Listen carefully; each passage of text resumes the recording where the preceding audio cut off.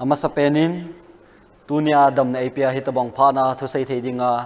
ei koi wana pa pathin chu kahin thangwai nei hi chukiting ta jang la bana hitabang i ho society sunga in muna nom ta a pathin thu ngai theding to gon hin nei do oipu pawneu chunga ki pa thui sei kin nei hi chukiting le tuni phat man tam ta a to ding tham ding tam ta om jang le tv maya insung kilung tu a thagau thu dang cha bible thu pathin thu ngai dinga in maya na to ho zo si jang na bon chawin ki pa thu khen sei nei tu ni ai ki holim na diu chu hi le pi ham tia hele Nehemiah bung thum na hi ve na hele Jerusalem kia ko som ho hi akimu in hi chi kia ko ho hin tu lai phana khununga Christian te hin kho thagawa akal biu som ho chu na ve sai nei hi chu hin sei chin diu hin tin Jerusalem ki ti a khupi hi ipi sei na ham mi ti le chom na khupi ti na hi masangin chun gal an hadin Israel te ki ti hi gal ho mi te anahin hi chi je chun khupi chu gala tha ding ahia khupi chu ven bit ding ana dei wa hi le ipi bol wam te la ama sapenin akul pi hi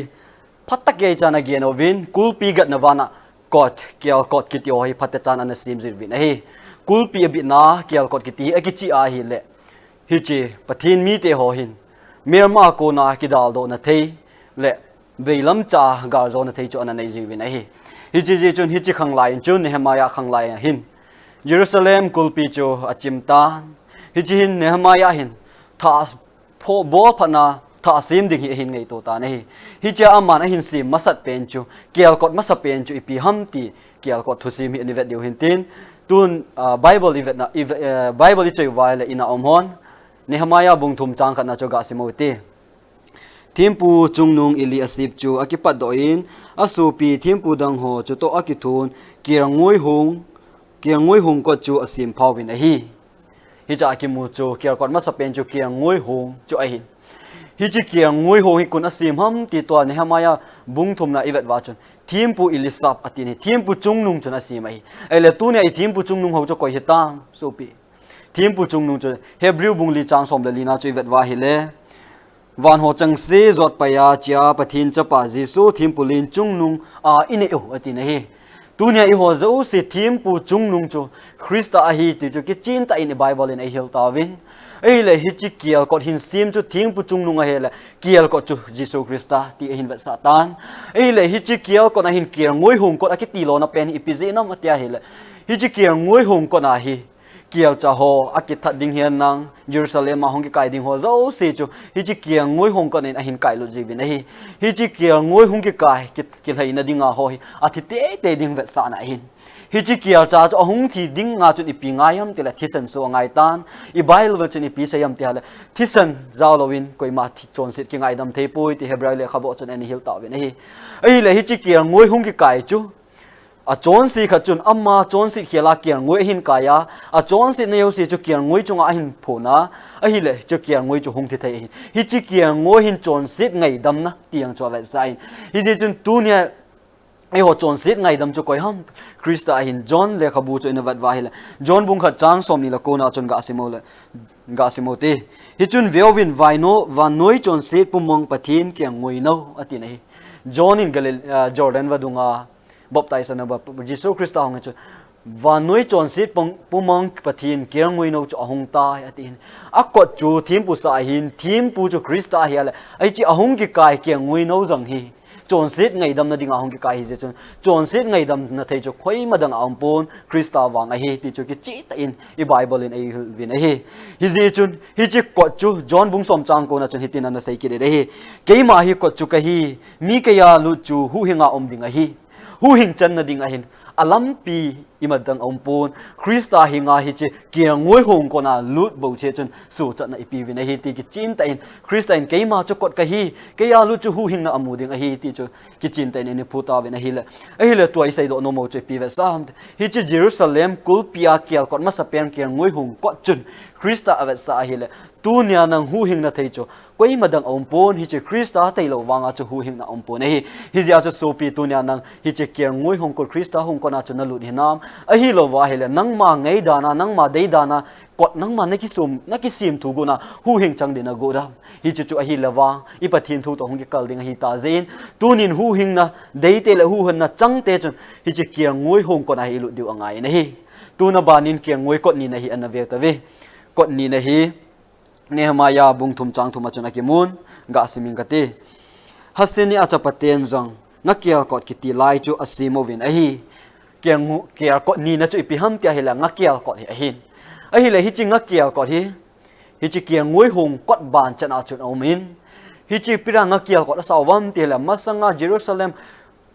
kai donga hung ding ho nga zu ding ho chun hi chi kia kot na hin zu pawin scholar ho Bible team ho saida nin chun hi chi ngakia kot ko ma hin ngakai dong namun au me ti na hi ahi le hi chi ngakai dong namun ngakizu namun hin ipi ve sam tia hila ana to chu ve sa ni ipina ato wam ti la ngazu mi hiu ve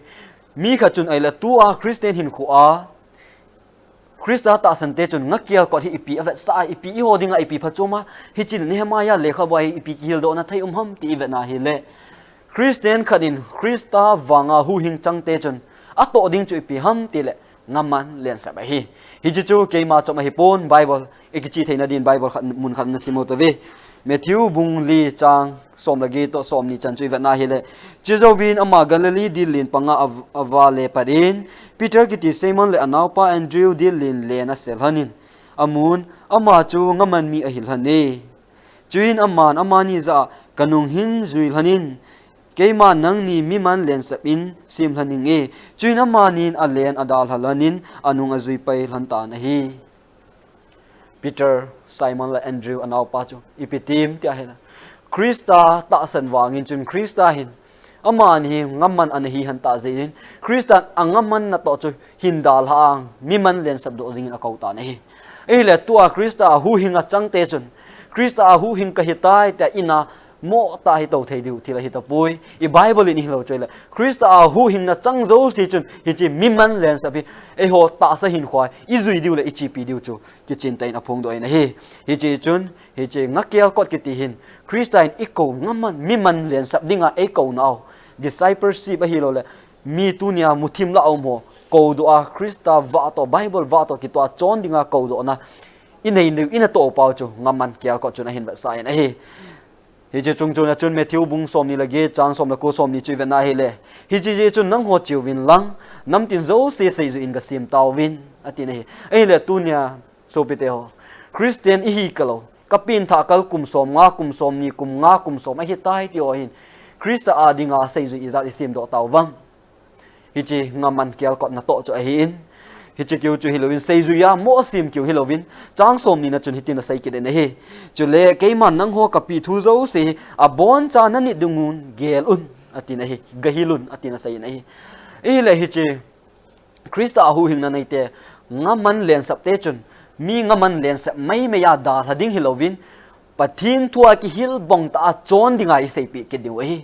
tu lai mi tam ta chon ingai da novin pathin le kha buthing in hitin sei jang le keiman hiti ka bor phale pathin lung lai nan te tin ki ngai na tam ta an nei win ama wang chai sei do nom ki do chu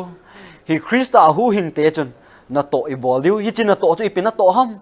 tia hi le business te chun business akona mi man len sak na to chu hin jom diu ti chu avat sai na hi ai le hi chin na to fat banga hi mi kha chu hu hing chang ding heta Krista hu hing sa chun na pha hin tua va mulo te chu Krista va hin puilu na sei zui hin sim na chun hi chi ato phat ma chun van ga malu sa thai dam so pi te ho a hi nai sai po na hi a hi ding mong in jang anagial po tin a hi lo ding mong a hi izinam te le efficient le khabu bung ni changge chang som chui ve na hi le pi ve sam te lungsin man na ta san wa nga hu hinga uma na hi taw ve hi chu nang hwa ko na hi poi pathin thil pi zo a hi bo ve hi chi ta san wa nga lungsit wa nga hi e ho hi hu hinga hi win a hi mi kha chun hi le Krista hu hing na kanai tai ti han lang ana phato achun ki song han Krista hu hing na ana nei man masat pa chu nu si ta le ana to a ki song ho chu Kristan na ho hi chi achun so chan na mu povinat na ve na hu hing na hi ji chu pi ham ta le na ho ngai lu ji wang a hi ale so pi te ho tunin athai ki gel ki diu chu pi ham ta le Ebola Kristain atisan mantama ehu do wa hi chilai leisi chon si na leisi mu na hi đầm na ai piwa ai koi ho ham ti inigial deu ka dein azi pen ta chui pi ham tia hele ama to van tong zom ding chu ai nei ama na to chui pe ham mi ti ho wa mu lo te ho wa mu sa a seizuya sim ki ti cho hi chi chon tu nia yang hi seizui sim hi in to hi na ti chui ki do no mo hi a hi le tu nia hi chilai ngakiel ko na pin tha zo kala krista hu him pa na ki san zo kala tu nia ngakiel ko na na lut hi na a hi lo wa hi le kier ko lam zo na chi hi ta ngaman hi lo wa a hi lo le thil dang zo na namat kha hi ta ti chu a hin hi ji chun tu nia ngakiel ko na lut dingin krista in a o awa jeremiah thim ga nehemiah thim ga ko ma chun an satan hi ji chun tunia ko no oi zawa hi le ngaman kial ko na hin luchi uti te ai kitim na nom kha u chu he nangin na pakai na to he na pakai na to chu ngaman len sap na hi na chu he hi le tun kial ko thum na chu ga ve le hen kial ko thum na hi nehemiah bung thum chang guma chu na ki bun ke man hin siming kate pesia chapa zoi ada le beso dei hi achapa misol lamzon chun kial ko lui chu asim phalonin hi che kial ko Jerusalem kial ko hung ki muna athum na chu pi ham te le kial ko lui ki ti chu hi le kial ko lui hin ipi ave sa hi ta atia hi le mi khem kha chu na se ya hi le hi chi kial ko lui hin mi tam ta hin krista hin na ya ngaman len sap hung hi zo kal len hin kum khat ka he poi kum ni ka he poi kum nga ka he poi kum som ka he poi ki ta in pathin na atong vin ama wang la adai na nei in achi sa hin kho chu ngai sa in anung chon ta ve ti chu ave sa in tin ana sai ji win hi ama wang tunia kin ka sei nom chu hi chilam chu hilovin jeremiah le khabu bungup chan som da gup na chu ve nai le hi tin ana sei na hi lampi dunga dingovin lang chi lewin lang lampi lui ho chu dongovin chu le lampi nom khat to au ma a hi le hi cha chun chi ovin chu ti chun na lung thimowa chol du sa ovin ama wang hi cha chun chi poving ti da ovin ati na hi hi lampi lui jeremiah thim ga ovin ini ko mu chu lampi a chun ding le ovin nang lampi lui chu gavele ovin he chun a phat na ding au ma hi le zuyovin hi cha chun na lung thim ki chol du sa ovin ama wang hi chi a phat na ding hi a phana tin ama wang phale jang le ke wang chi ta ponge tin sei da ovin tin jeremiah pakai apon do jeremiah thim ga ko ma chun tu ni ho ko ma hin phon do ta ovin hi ele christian te dinga tunia lampi chu pi hita Jesus Christani piana sayam keima chu hinna thuta le lampi ka hi ala Christa chu hinna thuta lampi he ala ama chu he ki mu thei ham Bible hi hin hi chi Bible ki ti hitulai mi tam tain lampi lui le lampi tha tin hin sei talang lampi lui le lampi tha ni khan ta ve nei ibola lampi lui le lampi tha ni khan ta ve ta ka sai ham te hala mi tam tain hi chi thulhung lui hi ta tin en pai ji ta ve ama wang hi chi thulun ta cha te hi ta zen thulun ta idin diu ai tai tin hovin sunga hi lo le muntina society sunga hin kil na satan omtan ama wang tu ne hi che kiar ko lui ne ni hamaya le kha bu bung thuma ini sim do kiar ko lui hin ipi va sa ma te hele lampi lui ati chu hi chi ki phon do na lui I hon tu lai ki tip na lui ti pau hi hi ji chun hi chi ki tip na lui thulung lui a hi lo le ki phon do na lui ti pai inung vet over christ a ngaman ding te chun masanga kapu ka pa krista ta san wanga thim ana chang ho chun ipiti lampi a hin zo wa achung owa ka pakai pa lung haya achung owa hi pathin lung haya hu hing na chang thai ham ti chu ivet diu imu chin diu chu pathin in de he hi chen ga va dingin ga sai dingin inok a hin no ho hin kho thu sim mai ivet nai le amo hi alampi wa pakai alung hain ata san zi ovin hu hing na achangin he ti na he ai le amo hin ta san se ana koyo han lang thungai ki ti pa hi ana bol daw ta le amo jang hi hu hing chang zo lo ding hi hi ji chun tunia krista hu hing na chang te le krista a mi man len sap ho hin ichi pi diu kha chu pi ham te le hi chi bible ki ti hi lampi lui lam chu ivet ova ki phun do na lui lam chu mi ma sa ho I ho dinga ki hil na ana bol hi a hin khu man dan ho ipiti hin khu aman vam ta tu nei ho krista christian ten krista hin khu chon dan le krista nung zui ho chon dan a ni ki hil ni chu hi hi cha chun ga ve leo han I sei nom khat ho chu pi ham te le ta san ki ti hin sei ngai hin anunga zui ngai ni hi ta sana sei ngai anung ki zui sa lo chu ta san chu athisa hi ti jacob le khabun ki chinta na nihil tawin hi ji chun tu lai christian he ata sana so chading ho zo se hin so pite ho thungai ki te pa hi anung na ta san nanung azui hina ama wang ka ta sani na ta thungai ki tipa Bible thungai ki tipa anung na nuzui sa lo wa hi le wang ita sanu chu ki tha hol dewa dei uma he aje chu masang isai ma awongin Hebrew bung som la khalam chu na hele masanga anata san ho zo siang chu ta san a hiwin amo chu ibola so cha thai ham tile ata san ho hi anung zui chu pi ham tile na to a hi lo le sai ngai chun anung zu ei ne hi ije chun so pi tu ne ki do no mo chu hi le tunia nangma hi chi kia kot luilam chuna vat hina kia kot luilam ma achi sa ka bor khil pathinin ana sai ka bil kana sip na kha am tia Bible thulung hi tha na vat hina i vet hole tu ni hi avet pha hi ti chu ka sai no mi na hi chuki le second Corinthian bung nga chang sai gi na chui ga sim ma hi le azi chu ke ho ta san azi chu ke ho ta san wanga chona ka hi o ve Christian te isai ta vin mi zo se ta san wanga chon hi vin hi ze chun tunin Krista hu hing na kanei ta itiwa ahile ale hichi tunia hichi kier kot luya chu ilu roina ahilo wa hele kiel kot dang dang zo nang ma sim thu kiel kot na chu na lut le wang hichi thu pha ki hil chu ki chin ta na mu thei lo ding a hin tunin Krista in a ong ngai lu na e ko vin a hi hichi ka thu hi ki thei lo ding a hi zin kiel kot luilam chu ve ovin lang a pha ho chu kil ovin mi tam tai ni chen ki hil hil na om tan hichi chu thulung lu hi tai pe tau ta ve itiwin hi chu atha langa hi ta hi tin ikila ki dovin a hi le ama wang hi ta ki hil na ho hi Bible ka si ma ka mu dana tas mi ma sa ho ta san hi ka vet na a hi lo le i hon ki tip na thai tiu ta san ho hi ka vet tinga he le hi chilai peiding a hi tai ki ti thu changwa hi pathin kam chang a hi loading ki chi ta in a ki mu nei pathin kam chang chu ni pi sayam ti la thu zo se pathin hai kham le khabu hi i ho dinga ki hil na ding a hi ati bai la i ho hi chi thulung lui a hi lo le ki phon do na lui a hi i ki hi lo wa i ki su di diu angai ka sai na hi je je chun tunia thulung a hi lo le ki phon do na lui kiar ko lui hin i pi na ve sa ti le hi cha hin ki phun do na lui ya hin kiar kot lui ya hin pathin in athim gao ho ko ma thu ana sei jing in ana ki ho pi jing in te ka na ding in ga he thei khat ding in chun tua masanga khununga ahung lung ding thu so ho Jisu Krista hung na ding ho ahung ko na thil so ding ho hi hoya hung ki mum atale hi nge hi chi kiar kot tha ki ti le hon thulun tha azanga ki mun ama wang atam zo hi kitip na lui etiu thulung lui ahin pathinin athacha thim ga ho komain ahung lung ding time period kitpen hi Daniel thim ga ho koma jang anaki musain is Isaiah ho koma jang anasain hizi chun dunia hi chikial ko lui chu imu wa ivet chin lo wa hi le khununga Christian athil bowling ana phun do chu imu chit lo diu ahin hizi chun kial ko lui hi chiwa Christian athacha hinga anasai do chu ipiham tia khununga hung so ding thil he num vai jang la hi kiar kot lui hi inung vet ho angai na hi kiar kot li na chun pi vet sam ti ha Jerusalem kiar kot li na chun Nehemiah bung thum chang som la thum chu ga simoteve hanun le Johana khwa chengten phai chom jun na kiar kot chu asim phau ve hi kiar kot li na kiar kot ki mu chu pi ham ta hele phai chom jun na kiar kot chu ki mu na hi ai le phai chom hi chan ding dan hi ga ve le hun sa pawin chun Valley Gate atina hin ahe hichi Valley Gate hichi phai chom hi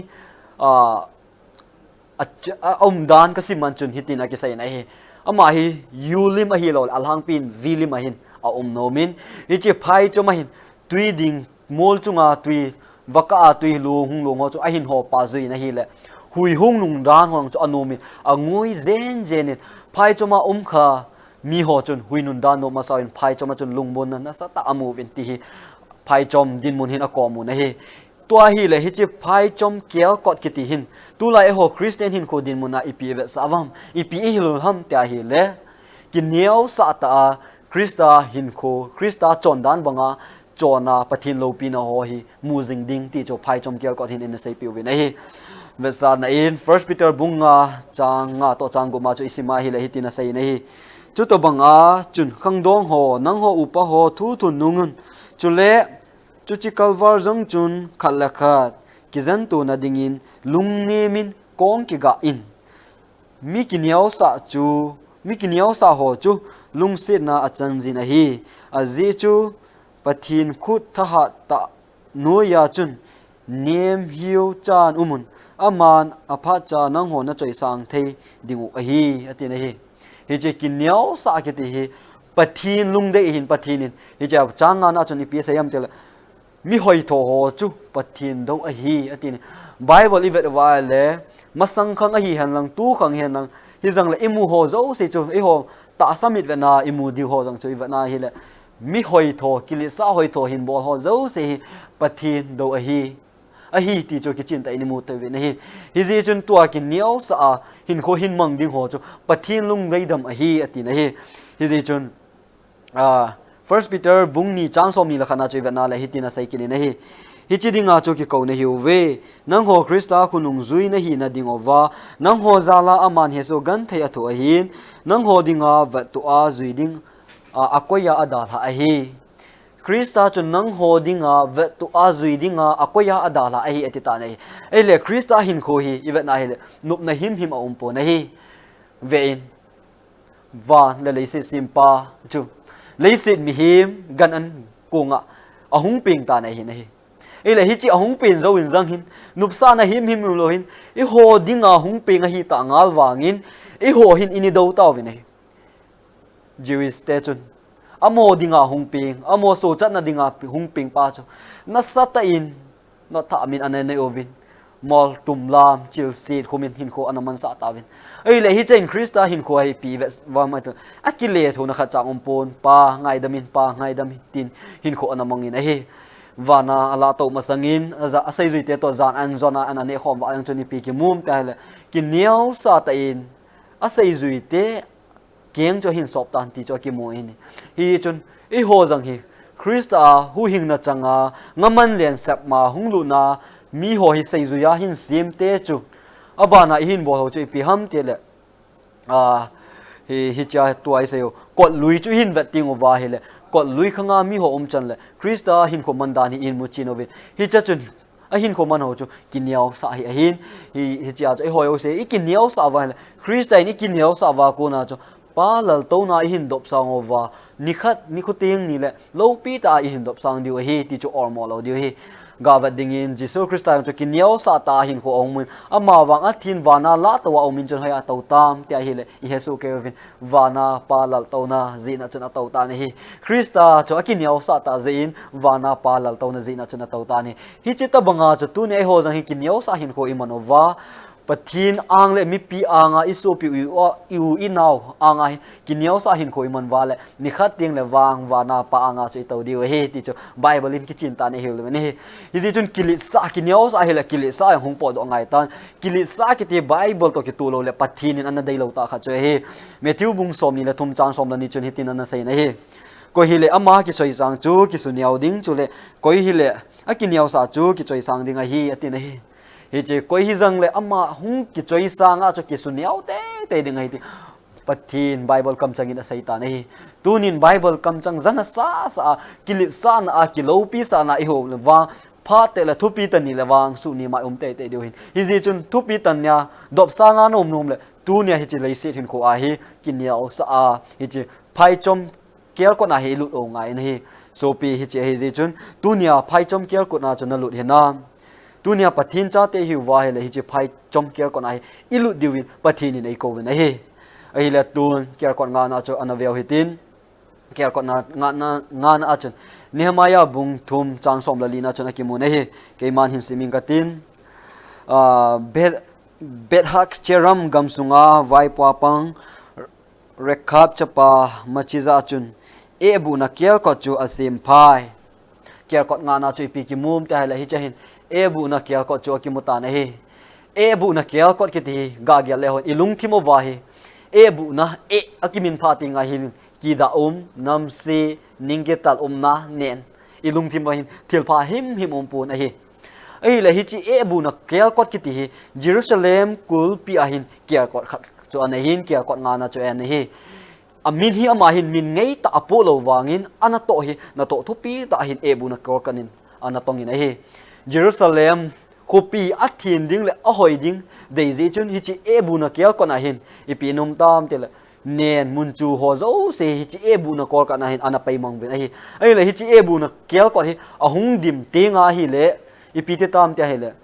hi cha chu a hal over a khuti le nam si ding a hi phanin chun hi chia niên hung kit pai zo si cho ala do ovin mun chom dang khan apo ovin mol dang khan age hal ta vin e tin Bible theme ho sei dung ja ki mun e le hi chi chu ni pi ve sa ma ta le tunia kinyo sa ta hin ko i man ting wa le I chung over op kai na the e bu ki da ta ilung gel ho ki da ta I thu sei do ho ki da ta I chon chen ho pathin do na ki choi sang na ho zo si chu I chi e bu na kel ko to hin hong ki te ka ne hi ji chun tunia kinyo sa Krista ang mai lam hin wa hi le hi chi ebu na kel ko na Jerusalem ku pi athin na dinga chu hi chi ebu na hoi nien hoi hung ki paya mun jo ma hal mang hi bangin chun Christian ki neo sa ta I chon si ro hin mu wa ki da hoi aval tai te Krista keng bulai hung ting le Christian hi chi chon si na ki da na ebu ho hi a hin pomo Calvary a hin sop thing tan hi chun hin khota hung ki nei the na hi hi ji chun hi chi ebu na kel kot ki ti hin na to na sa ta le na to thu pi pen kha chu an tong in hi hi chun so pi tunia nang le ke ebu na kor kana in ngai ilu zingo hina nitina ki su thing na hin ko imano hina hinge Krista chu a chon si ho zo se ding in thing pe lai khat be in omen e holding in athitai Krista khat be an athita nei ai le tunin Krista thi a ke hu hing ding hi ta an ki san zo se chun tu hin Krista chu athitai tiu han lang inup nup neo han lang inup nup don o han lang hu hing chan thei diu hina a hi po nei hi ji chun hi chen pi ki mum ti le ta san wanga ki su thing na sa pawin chun sanctification by faith ti chu in ikamuna he hi chun ki su thing na hin ko hi na sata nitina hi iman diu hin Bible chang khat ga sim leo han 2 Corinthians bung sagi chang khat na chun hitina sai nei hi chun so pi ngai te thu pi hi chang chu inei o a hi ji chun hungun thagau le ta sa ki su bo na zo sia ko ni ki su thi un hitin pathin gingin thina chom kimin umo hiti so pi te ho tu lai mitam tai thu hil ka ngai na ahin ta sa ki su bo na chun lagau atong khapun hi ji chun hi chi kan ne hi chi ka don hi chi ka che pho hin ka lagau hin ko atong khapun hi chi chun van gam ko kha poi ti thu hil na hi tam ta ke zatan a hi wangin I Bible vin asai chu pi ham ta hi le hi cha hin lagau le ta sa ki su bo na zo sia konin ki su thing o hi ti hi 2 Corinthians bung sa gi chang khat na chun in nei ta ve na hi in sai pi ve na hi chi hi je chun so pi tunia hi chi e bu na kwel ko na hung lut ting wa hi le wa hi chin ta samai mai a hi tia nu si thei ai lo le ngei nep thei ding I ma cha ompun Christian pi sai na ko pa a cham kim bangin na ho jang cham kim atina hin ele hi chi cham kim na ki ti hi ni le do na ki subu thei khat chu a hin tin phatake chan imu taw ve hi hi chun tunia hi chi e bu na kia ko na chon se lung na op kai na lai jam a hi le nitina hi chi Krista a ki su thing na hi na ngai cha jing hin na Krista a ki su thing na tunia na ngai cha ham akom na zu kha am pathin in ei ho pi wa hi chi thu hung ki sai du a ko na o pakai nei su thing in ka hin het khi la hi tunin wang na thua ka za a ka ngai do a ka mu do kil hanin wang nang ma hi nitina ei su thing ding pa hi tin ngai cha nam so pi na ngai cha na hi le tunia a komi zu do wa hi le I chon si ho zo si e bu na ker ko na chukila do entin Calvary hanga ama ngai dama athisana cho I sop thing diu hi ta ei le tun ker kot gup hi ga vel le han ker kot gup na cho ipi ki sayam ti le tuina kel ko hi akimun hin sim da tang ka tin hi cha chun Nehemiah bung thum chang som langa cho I vet na hi le hi chi tuina kel ko hi in mu di wa hi chi tui ki ti hi Bible ai vet tingai le abang kim khat kom le Krista ama to jang ana ki te ka in abang kim khat kom le thagau thing ta jang ana te ka nei I le Krista kal sun jing ding te chun ipi in ngai cha do wam te le thagau thing chu in ngai cha vi nei hi chi hi je chun I het theina divine Bible mun khat ana sim do tin hi chun John bung sagi chang som thum la sagi apan som thum la ko chu ana veo hi te John bung sagi chang som thum la sagi pan som thum la ko ana ngai ovin lang chuin kut ki chai nin hi chu nipi ni a hin Jisu ading in ha ta in asamin koi hi jong le adang cha a chu ka hinga hung don han keima ai ta sana chu pathin le khabun asei banga asunga ko na tu hing pu du a lui a lung ding a hi ati tui hình pu do a luya long ding a hi hungin don uvin kin na piu wingi atin a hi ei la chang som thum la ko na hi ga ve lew han hi chu ama ta san hon lagao anei dingo chu asei na a hi ama ta san hon lagao anei dingo chu asei na a hi atin a hi a chu tia hele tu nia hi che tui na kiel ko hin ipi va sam tia hele lagao thing inei the na diu hi lagao thing ima mo dan ho le lagao thing ipoi mo dan ho hi tui na kiel ko chuna ve sa nei kin niao sa ta a phai chom kiel ko na chu hung lut wa a hi tinga le chon sit ngai dam ebu na kiel ko hi in zot ki taw hi chi ebu na kiel ko na hin I chon sit ho zo siu chu in phong taw Christa in hin su thing taw ni tin na hin thin na hin ko Christa wang in mon thei taw na hi le hi chi thin pakai ni pi se thin na te lo in koi man pakai amu thei pui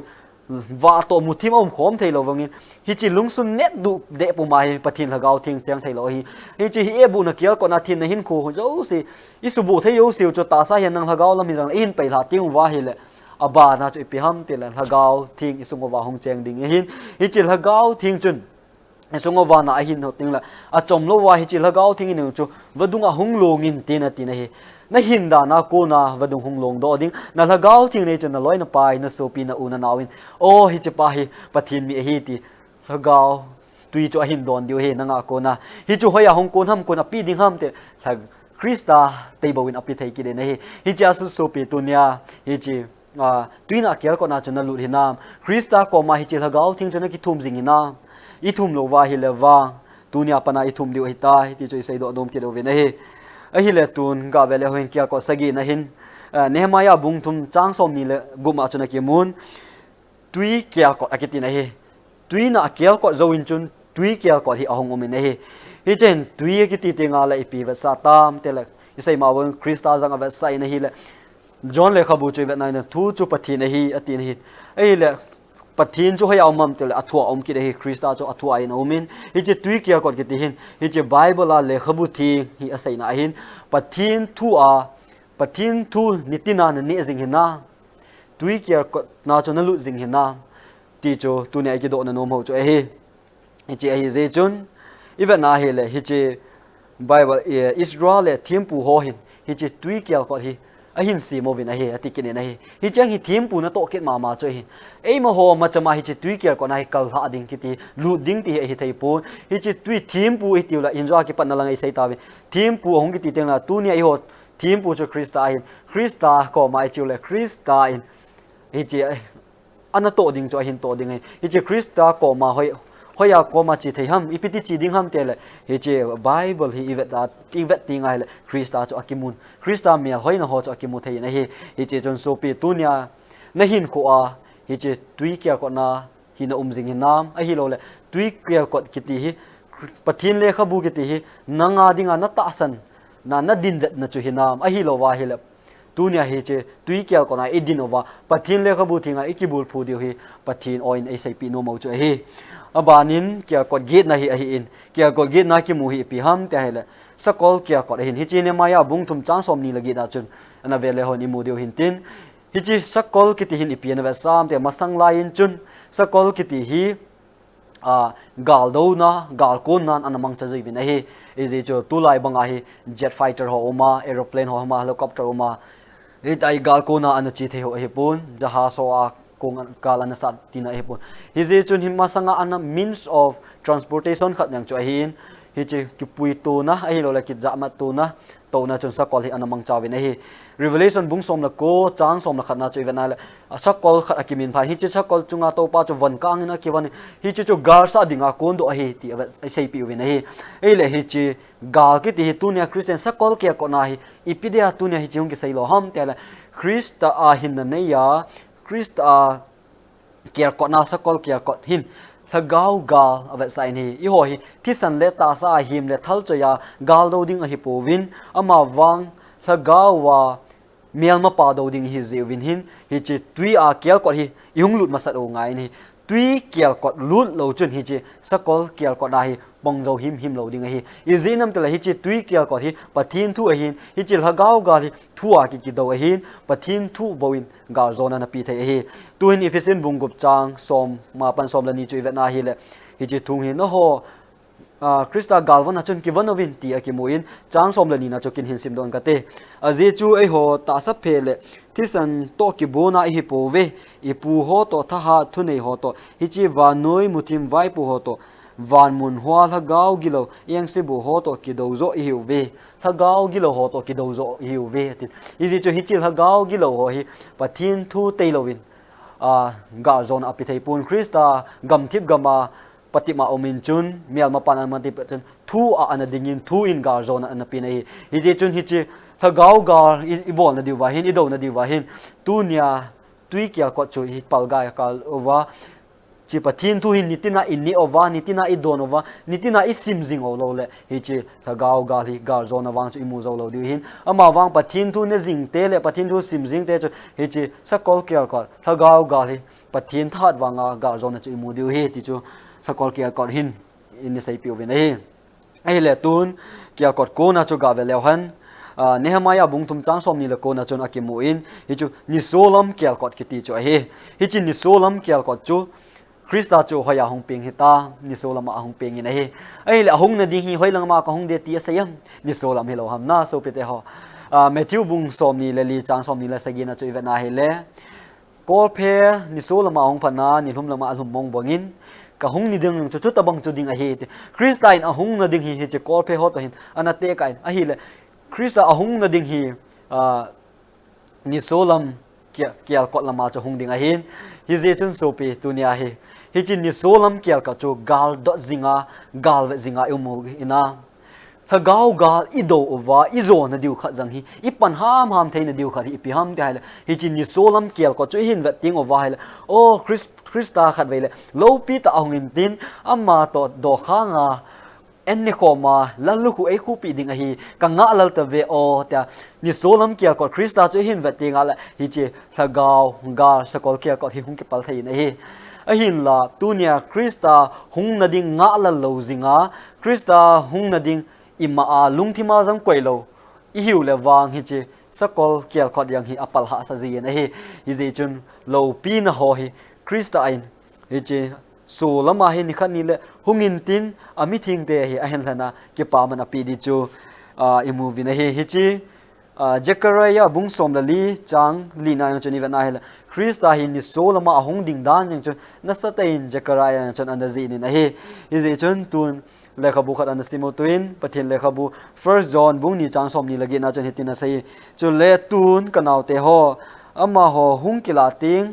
ไอโหอีหากัดเทอวาจุเลอามาอาหุงติงเลอามาอากูนาอีไม้หมดเหล่านั้นดิ้งุนอามาเซิงซิงโอฮิตีอามาหุงกิลาติงเลไอโหหากันไอกัดอวาอีไม้หมดละลุงเฮียมปีตาเลทัศิตาเลลุงหดายตาอิมเหล่านั้นดิวินอามาอ่างจุนซิงโอฮิตีอตินี่ฮิจุนปีฮัมเตะเลตุนยาคริสเตียนหินขวาหินหิงเอสกอลเกลกอลฮากาวากาลอิสานาวาหินคริสตาตัวอิสานขอมซิงโอเลฮิจิกาโซนาหินตินคริสตาตัวขอมซิงโหจูตัวเลียนะตาสเมเลนขอมทีนั่งนะหินเลนั่นนุนเลนักขณะคริสตาตัวนั่นเจียงขอมาเฮเลคริสตาหงติงอะไรนั่นเจียงขอมดิงไงตัวนินคริสตาเมละกิมุปุยอีพิติกขอมทีดิงหัมเตียนับปันเตเตียก็ขอมทีปุยนั่นตีเลวางจูคริสตาสูลัมเกียก็น่าหงติงจังเลคริสตาตัวขอมนั่นดิงจันบวางจูอินนี่โลดิวฮิกิจัดตาเอยิจิเฮจิจนโซปีตุเนียนิโซลัมเกียก็จูงาจิงานหินานักกิกินจิงหินานิโซลัมเกียก็ลำตูดิงาจูตีจูเนหมายาเลขบุบุงทุมาโกนาจูอินิจิลดอกจูเฮไอฮิเลตุนเกียก็สมนะฮิกาเวเลวหันฮิจิเกียก็สมนะฮิปันมุนเกียก็อากิติอินฮิจิซาปาวะฮิอีเวติงาฮิเลซาปาวะหินinspection gate a hilo le investigative gate atin hi hi chi hi Jerusalem kya kona kya kot som na chu hin kya kot khani thumlinga gup se gate ko som na hin phawa hin hi chi kya kot na to chu pi ham tia hele hi chi kya kot na hin Israel ta hi gal ko ninga achi ting wa hi le hi cha mi ho hi kil han chil na hi chi kya ko ne ananai ji na hi koi chu chi a koi chu uma a hi lo le koi chu hilai muna panga koi chu hi chilai muna thei ham ti kil han chil na kial kot mun khat mun chu na nei na hi chi ya chu hi chi kial kot hi pan mun kial kot kiti na hi gawalewan krista hung ni le hin ama mi tele ama mi lo te hi hlanchil na hin nei dinga hin hi chi kial kot panmun kial kot na dinga chona umjing hinam Bible thu thing mun khat ga sim do hitin hi second Corinthians bunga chang som chu ga simo hiti mitin ta sa athil bol a pha hile a se hile athil bol dung zui chia atoman asan che theina dinga ei ho I bon chawa Krista thupi tan na dinga chu kila che ding I hu vin hi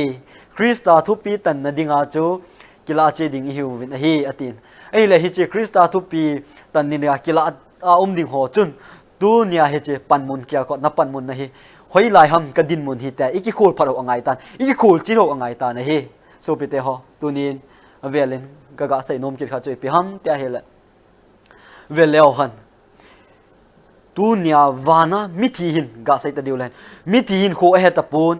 a hin he ti Bible yun ki chin ta in movie tun ka hin lai dum sun kanup numin hin kho mang ka thi pha ting le thil pha bol ka ti vana ka chan boding chu tong ta nge ta ni ki gyal wala hi chi wang chu Krista thupi wang hi ta pun mel ma pa thupi an ding ni hi ji chu vana na umle na umloading chu tunia le ya pathinin dam na pi pha sunga hi na ki to do angai ta na hi na ki hol do angai ta ni na ki hal chin angai ta na hi ji chun tunia na hin kho na dam lai sunga Krista hin kho lam zo na hin to na hin so pi hi chi na to na hin thilpha na bol Krista na ta san chu sei ngai ya anung na ri sa hinam sei ngai ya anung na ri sa lawa hi chi kilhan chil na kyal ko na hin pakai hung ni le nom ta chu im khom kilhan chil pakai anga en ini khom di hi ti chu hin hi ji chun so pete ho kial kot som ki ti hin tu lai lagaw wa Christian hin ko ikal se ding dan ole in ko man ding dan ho chu Bible in ki chinta na sei pi tawin hi ji chun tunia hi cha tom ngai ta ISTVR tu an ngai ho zo se patinin ibon chawa dingin phatheibu piuhan lang mabana kal sebe na letha na yang chu epi tawhan patinin phatheibu tawhan ki pawme